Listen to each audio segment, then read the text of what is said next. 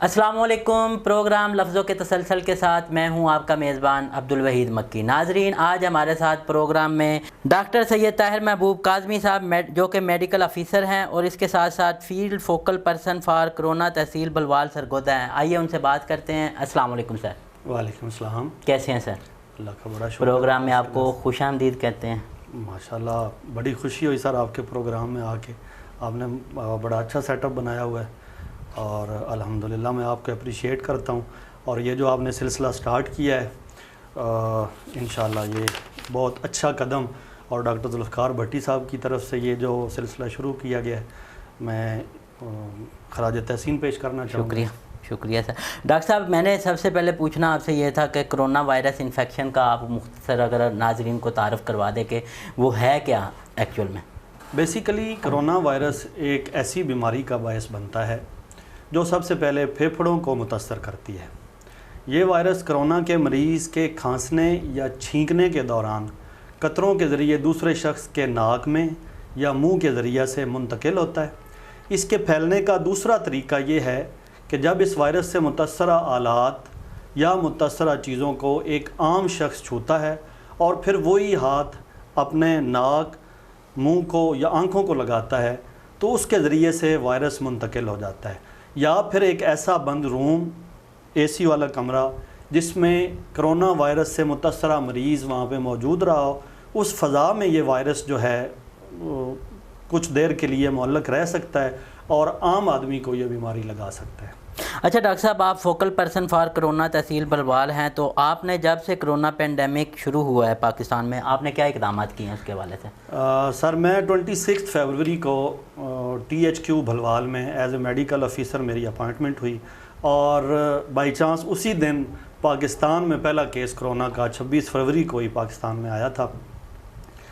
उस वक्त से लेके अब तक अल्हम्दुलिल्लाह मैं 500 से ज़्यादा ट्रैवलर्स जो हैं उनकी स्क्रीनिंग कर चुका हूँ और 220 से ज़्यादा सैम्पलिंग कोरोना वायरस की PCR सैम्पलिंग जो नेज़ोफेरेंजियल या ओरोफेरेंजियल स्वैब है वो ले चुका हूँ जी।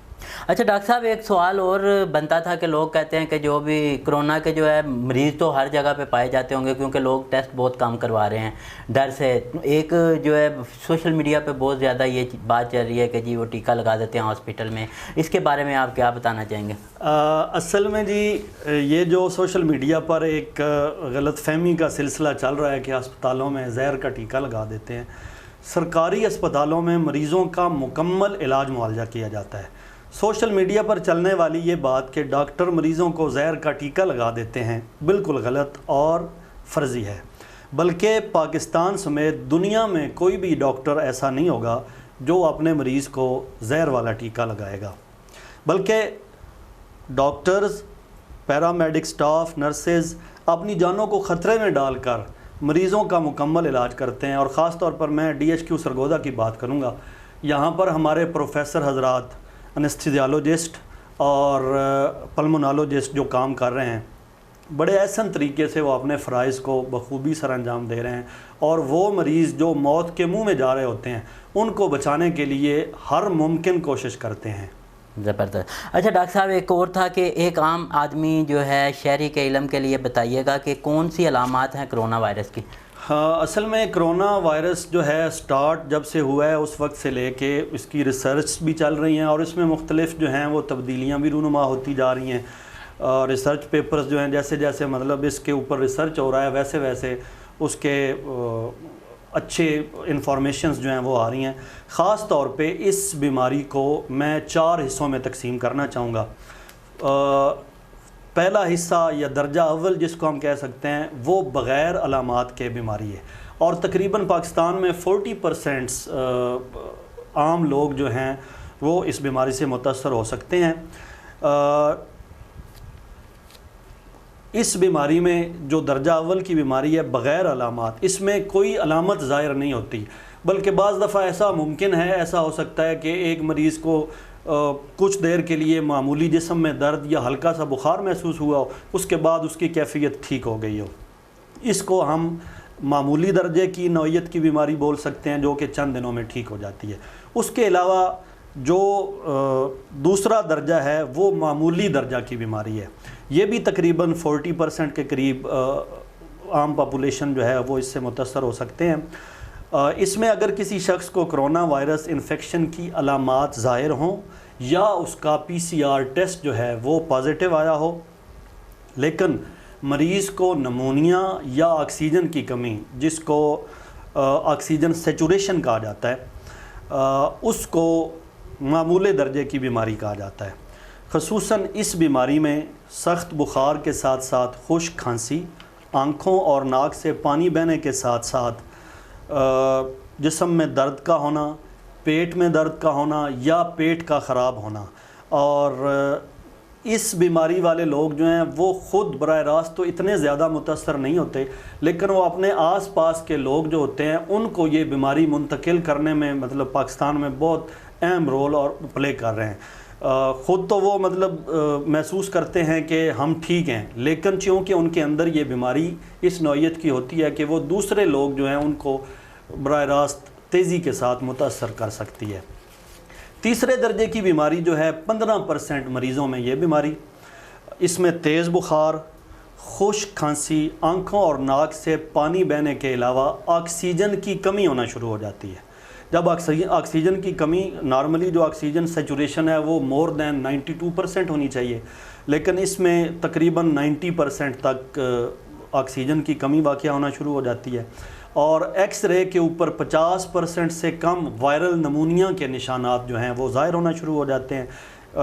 جو نشانات یا ان کو ہم دوسرے الفاظ میں انفلٹریٹس بولتے ہیں، ایسے مریضوں کو جلدی ہسپتال میں داخل کروانا ضروری ہوتا ہے، کیونکہ گھر کے اوپر ان لوگوں کا تسلی بخش علاج جو ہے وہ نہیں ہو سکتا۔ اور چوتھا درجہ شدید بیماری والی علامات جو ہیں، یہ تقریباً 5% مریض جو ہیں ان میں یہ بیماری ممکن ہے۔ اگر مریض کے خون میں آکسیجن کی مقدار یا آکسیجن سیچوریشن جو ہے وہ 90% سے ڈراپ ہونا یا ڈیکریز ہونا شروع ہو جائے، ایسے مریض جو ہیں ان کی علامات مندرجہ ذیل ہو سکتی ہیں۔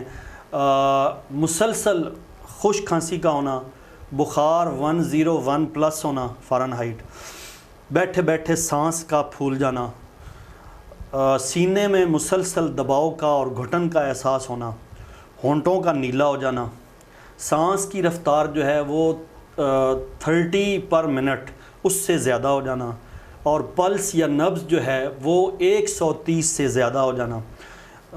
نمونیا کے اثرات جو ہیں ایکس رے کے اندر وہ 50% سے زیادہ ہوتے ہیں۔ انفلٹریٹس جو ہوتے ہیں وہ پیریفری کے اندر خاص طور پہ بہت زیادہ ہوتے ہیں، اور 50% سے زیادہ یہ اثرات نمایاں ہوتے ہیں۔ ایسے مریضوں کو فی الفور ہاسپیٹلائز کرنا ضروری ہوتا ہے، ان کو آکسیجن کی پراپر جو ہے تھراپی وہ دینا ضروری ہوتا ہے، اور فوری طبی امداد اگر ان مریضوں کو نہ دی جائے تو ان کی موت واقع ہو سکتی ہے۔ اچھا ڈاکٹر صاحب، جس شخص کو کرونا وائرس ہو جائے اس کے لیے کیا ہدایت ہے؟ جیسے میں نے اس بیماری کو 4 حصوں میں تقسیم کیا ہے جی۔ درجہ اول اور درجہ دوم کے جتنے مریض ہوتے ہیں ان کو فی الفور گھر میں الگ کمرے میں شفٹ کر دینا، یا جس کو آپ آئسولیشن کہتے ہیں، ان کو آئسولیٹ کر دینا چاہیے۔ اگر علیحدہ کمرہ ممکن نہ ہو، چونکہ آپ کو پتہ ہے مطلب کمبائنڈ فیملی سسٹم ہے، علیحدہ کمرہ ممکن نہیں ہو سکتا، تو ایسے مریض جو ہیں ان کا بستر یا چارپائی جو ہے وہ بالکل الگ کر دی جائے، اور اس سے کم از کم 6 فٹ کا فاصلہ رکھنا ضروری ہے۔ اس طریقہ کو کرنے کے لیے آپ ایک کپڑے کا پردہ جو ہے درمیان میں وہ استعمال کر سکتے ہیں، اور ضروری ہے کہ گھر کا ایک صحت مند فرد اس کو آپ مخصوص کر دیں، جو اس کا کیئر ٹیکر یا اس کی خدمت کے لیے مامور کر دینا چاہیے، اور دوسرے گھر کے جتنے افراد ہیں ان کو چاہیے کہ وہ بار بار جس کمرے میں مریض ہے یا الگ کیا ہوا ہے اس کے پاس بار بار نہ جائیں، اور جب بھی کوئی ایسا شخص اس کے پاس جائے تو ضروری ہے کہ مریض نے بھی ماسک پہنا ہوا ہو، اور اس شخص نے جو کیئر ٹیکر ہے اس نے بھی اپنا ماسک پہنا ہوا ہو۔ ڈاکٹر سے مشورہ کرنا ضروری ہے۔ اگر کوئی ایسا شخص جو پہلے ہی کسی بیماری میں مبتلا ہے، جیسے شوگر، بلڈ پریشر کا مریض ہے، یا دل کے عارضہ لاحق ہے اس کو، تو ایسے مریضوں کو کرونا کے ساتھ ساتھ اپنی جو پرانی ادویات ہیں ان کو جاری رکھنا چاہیے، ان کو چھوڑ نہیں دینا چاہیے جی۔ ہلکے بخار کے لیے جب مطلب آپ کو پتہ ہے بخار فرسٹ اس کی سمٹم یا فرسٹ اس کی علامت ہوتی ہے، اس کے لیے پیناڈال گھر میں یوز کر سکتے ہیں۔ اس کے علاوہ ایزیتھرومائسین ٹیبلٹ جو ہے اس کو آپ یوز کر سکتے ہیں بی ڈی میں، صبح و شام 5 سے 7 دن کے لیے اس کو استعمال کر سکتے ہیں۔ عام طور پر گھر میں رہنے والے درجہ اول اور درجہ دوم کے یہ جو مریض ہیں ان کو گھر میں گرم مشروبات کا استعمال کرنا چاہیے، جس میں جوشاندہ وہ گرم پانی کے اندر ڈال کر وہ یوز کر سکتے ہیں دن میں 2 سے 3 دفعہ۔ گرم پانی کے اندر شہد یا لیموں کا رس جو ہے وہ ڈال کر یوز کر سکتے ہیں۔ اگر ہلکی پھلکی ان کو کھانسی ہے تو اس کے لیے کف سیرپ یوز کر سکتے ہیں۔ اگر بلغم ساتھ میں آ رہی ہو تو ایک ایکسپیکٹورنٹ جو آپ کی بلغم جمی ہوئی ہوتی ہے اس کو تھن کر کے پتلا کر کے جسم سے باہر نکالنے کی صلاحیت رکھتا ہے، ایکسپیکٹورنٹ یوز کر سکتے ہیں۔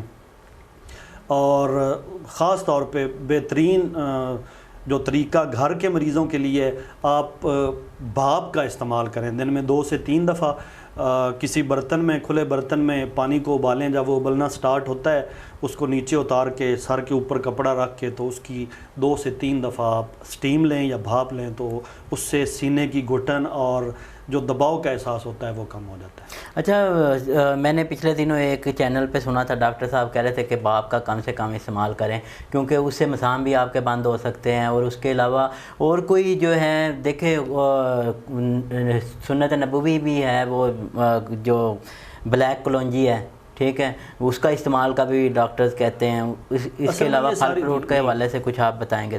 اصل میں یہ ساری چیزیں جو ہیں کلونجی ہے، اس کے علاوہ مطلب لیموں کا رس یا بھاپ کا استعمال، بیسیکلی کرونا کی وائرس کی انفیکشن یا یہ جو مرض ہے یہ انسان کی امیونٹی کو متاثر کرتا ہے، قوت مدافعت کو متاثر کرتا ہے۔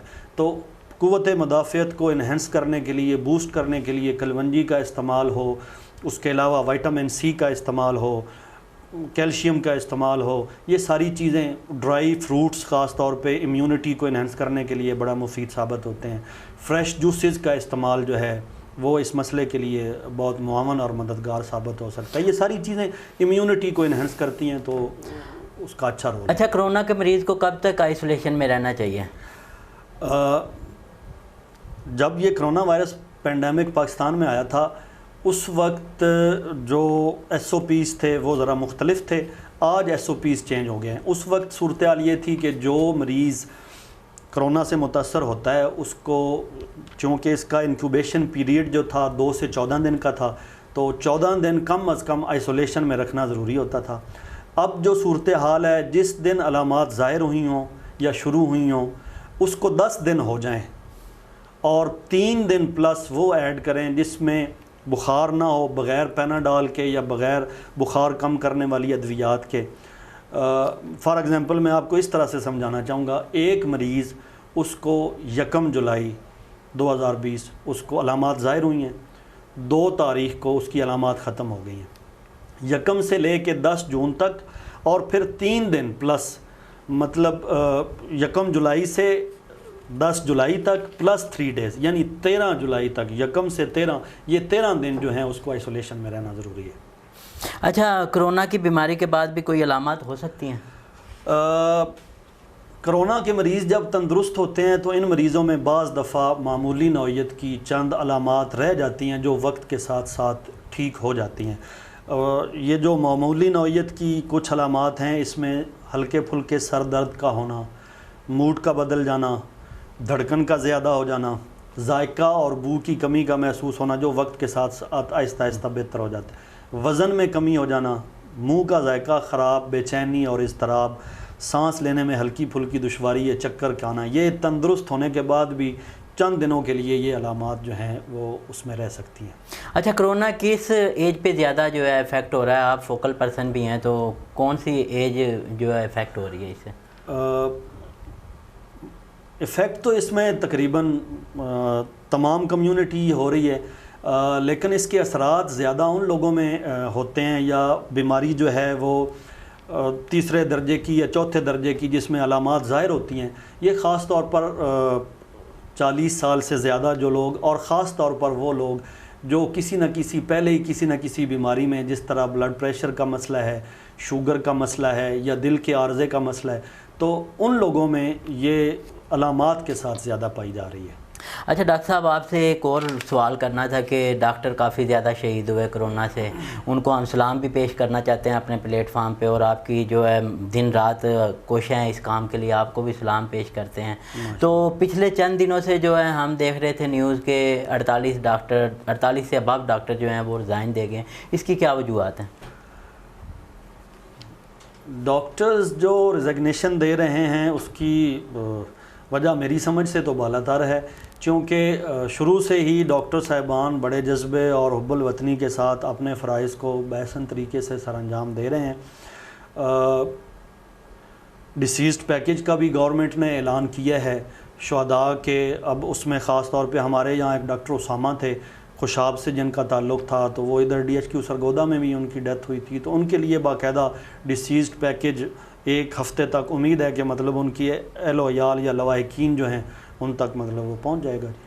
اچھا ڈاکٹر صاحب، ایک اور جو ہے جاتے جاتے بات مجھے ذہن میں آئی کہ کچھ لوگ ہیں جن کو کرونا میں ڈال کے جو ہے کرونا SOPs کے تحت دفنایا جاتا ہے، تو ایسے کیسز بھی ہم نے دیکھے ہیں میں نے اپنے علاقے میں کہ ان کی بعد میں رپورٹ نیگیٹو آ جاتی ہے، تو ان کے لواحقین کو کافی زیادہ دشواری کا سامنا کرنا پڑتا ہے۔ آیا یہ جو ہے فیصلہ جو ڈاکٹر صاحبان یا گورنمنٹ کر لیتی ہے، تو آپ انتظار نہیں کر سکتے کہ وہ مریض کو اگر آپ پراپر طریقے سے دفنا دیا جائے؟